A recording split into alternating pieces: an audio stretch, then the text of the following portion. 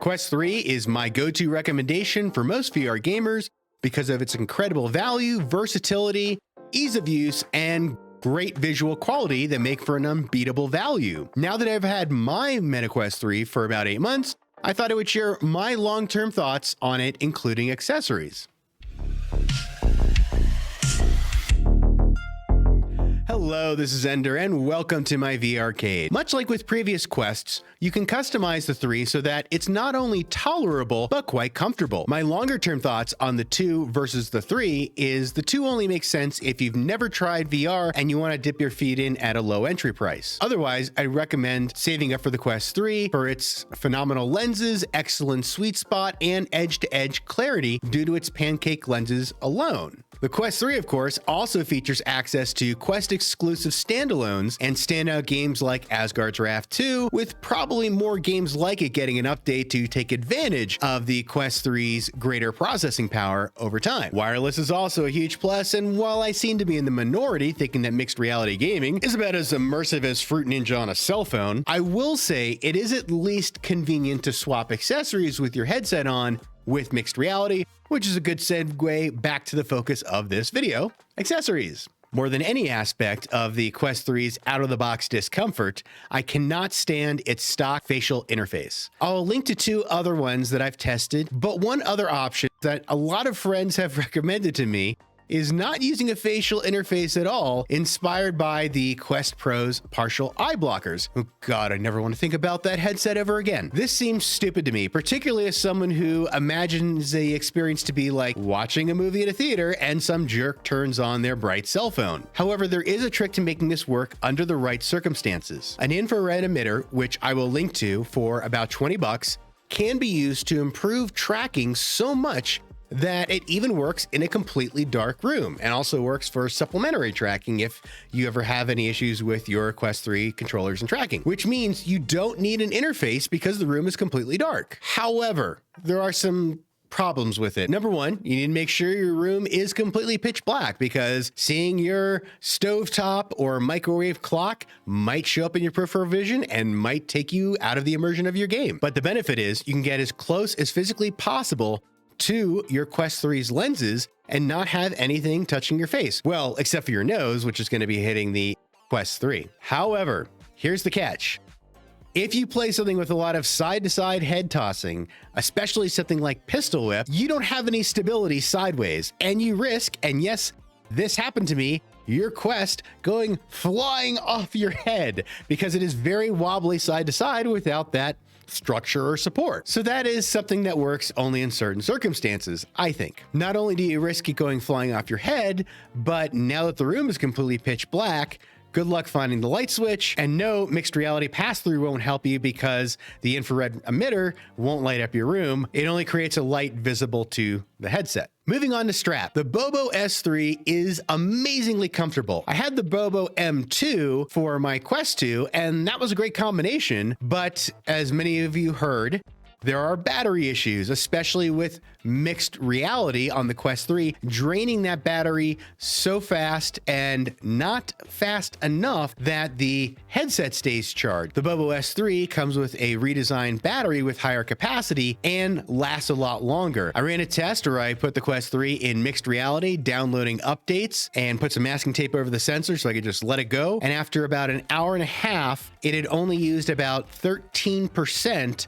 of the Quest 3's battery. So if you're using it for regular gaming, which I also tested quite a bit, I didn't notice a drop in the Quest onboard battery at all, just from the external Bobo S3 battery. Sorry I didn't do a whole lot of testing for the Bobo S3 battery as far as its life. Perhaps others can speak to that down below.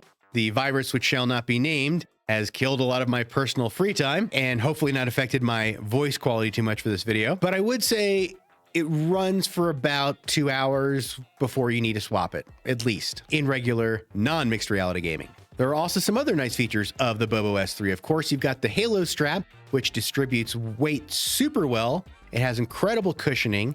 Speaking of cushioning, you can swap out one of the rear straps at the back of the headset for a honeycomb texture that prevents a lot of slippage that some people complain about with the Bobo M2. And the honeycomb texture should help with people who have bald or shaved heads back there. Back to battery. If you do get the battery nearly empty, you'll get a very loud beep from the Bobo S3, letting you know you should change the battery, which is a nice feature as well. It also does display your battery life on the outside of the headset and the fan speed, which is adjustable, although you can't really see that in VR. Quick note on the fan. Yes, it does create a high-pitched whine that you can definitely hear, but with game music or sound effects when you're playing a game are going on, I didn't notice it. As for the fan, it does add a very nice, very powerful, noticeable cooling effect. So for facial interfaces, my top choice is still my custom-made one from Obliq. They just sent me a revised one. It now has vents that don't let any light in and keeps it cooler, which was my main concern. It has a redesigned silicone cushion, so it isn't quite as sticky feeling, but it still molds to your face super well, and some people might like this texture even more. It is custom designed to your face with a 3D scan.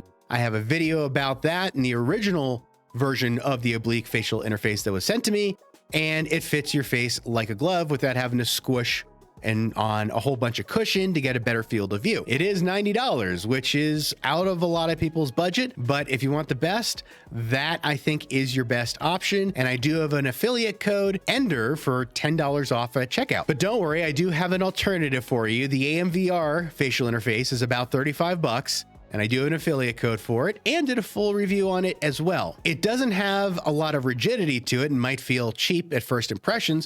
The nice thing about having swappable facial interfaces is that you can remove the cushions that are included and put on something like a B-Haptics Tact visor. Now, unlike my Vive Deluxe audio strap, the Bobo S3 does not come with headphones. And while the Quest 3 audio is a vast improvement over the Quest 2, it still is not enough for me. It has a lot of muddy, indistinct, or unclear sounds, and I wish it was louder. So I found a video by Blunty, which I'll link to as well, where he came up with a really neat idea.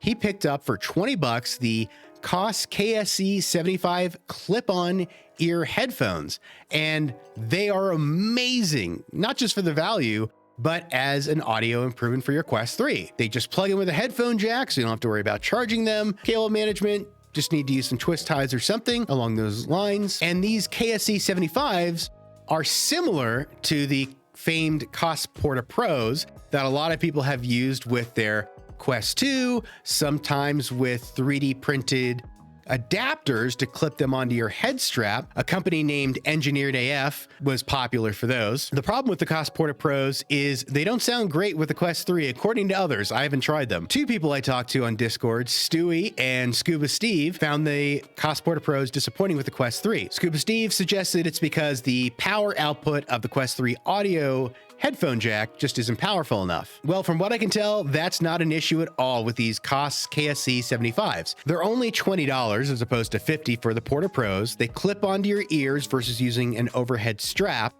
and they have a much more balanced sound profile.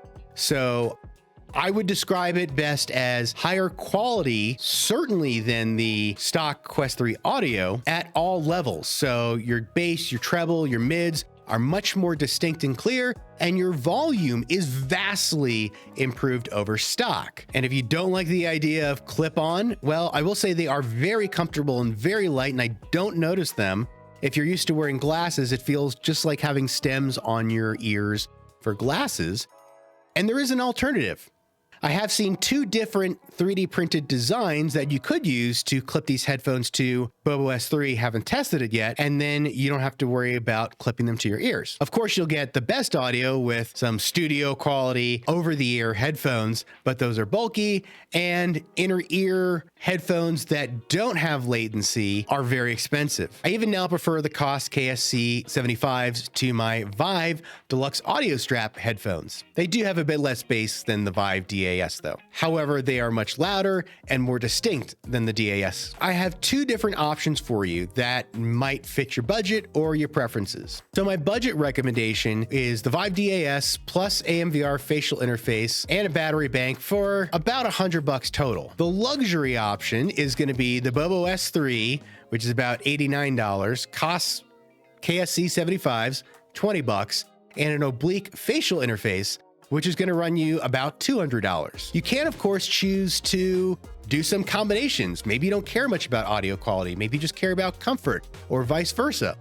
These are just my thoughts and personal opinion. You may have tried some other accessories that you recommend. If so, please comment respectfully in the comments what's worked well for you. For my next video, I'm planning on an updated YouTube workflow video. In other words, how I create my content, whether it's streaming, whether it's recorded, using a green screen, and all of that combined with virtual reality is really challenging. So I hope to at least help a lot of VR content creators, because the more people creating VR, the more opinions we have, and that's super important because everyone experiences VR differently. It hopefully won't be quite as long as a wait until my next video, but in the meantime, I'll try to be streaming more often until I put out a finished video.